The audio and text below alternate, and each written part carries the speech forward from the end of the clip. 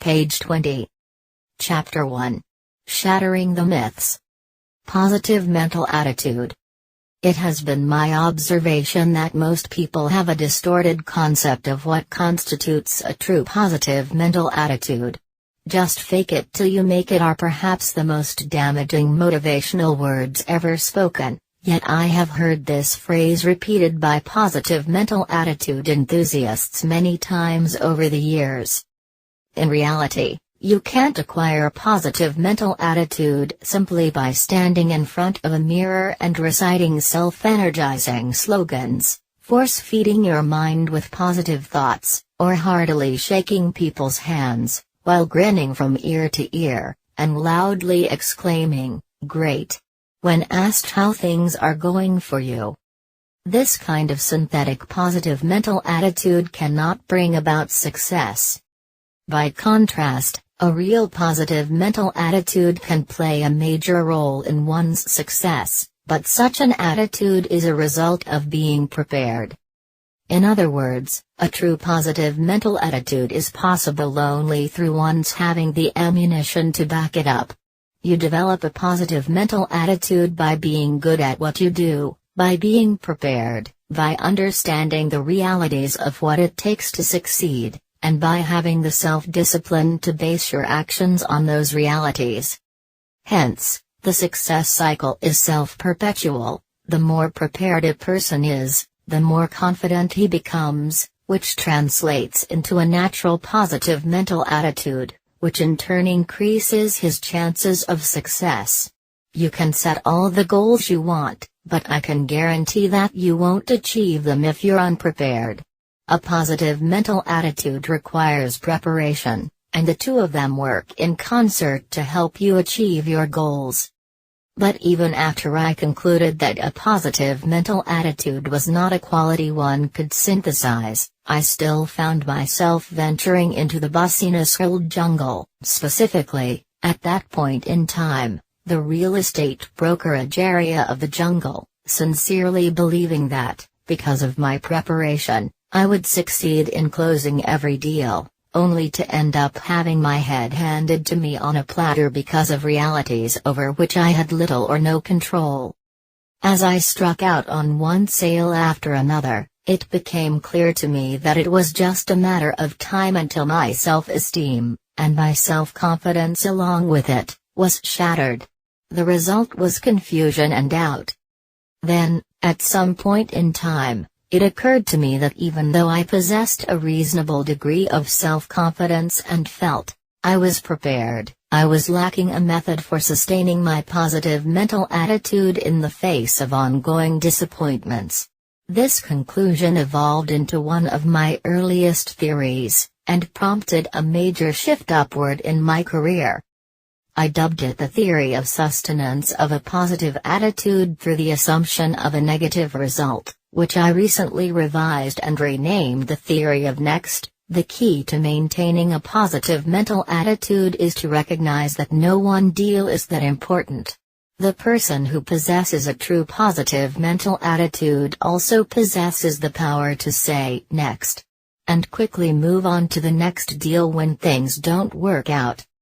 The reason it's okay if a deal falls through is because day-to-day failure is an integral part of long-term success.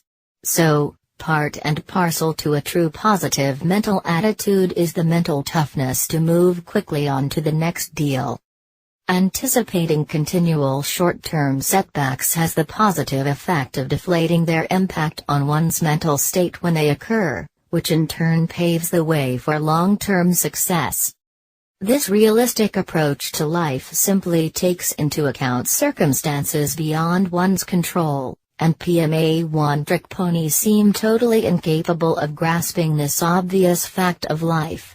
If you still have a pulse rate and are over 21 years of age, surely personal experience has demonstrated to you that no matter how well prepared you are, most situations in life don't work out as planned. In real estate, for example, a deal can blow up over any one of a seemingly infinite number of unforeseen obstacles, for example, unwanted third-party opinions, ulterior motives on the part of the buyer or seller, or even a change in the health or marital status of one of the parties. Consequently, I ultimately concluded that the only way to guard against having my self-confidence and belief shattered was to acknowledge the reality that, like it or not, most deals do not close.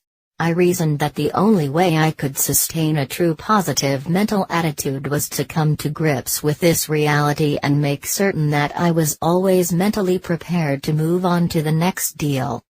Did it work? Spectacularly. My income skyrocketed during the first year that I implemented the essence of this theory, but it's important to point out that the deals I closed during that year represented only a small fraction of the total number of deals I worked on. In essence, I simply accessed the power of the law of averages.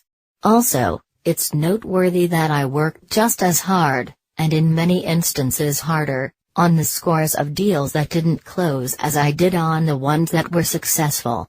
Given these realities, there is no question in my mind that without my firm belief in the theory of sustenance of a positive attitude through the assumption of a negative result, I would not have had the confidence and persistence to press on after seeing one sale after another go up in smoke.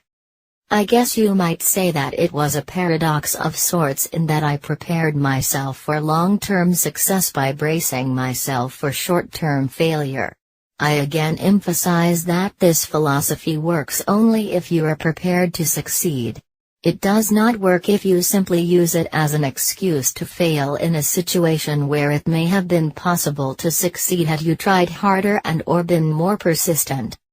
With this unorthodox perspective indelibly stamped on my forebrain, I was able to view each negative result as a learning experience and studiously focus on extracting the lessons learned from each experience.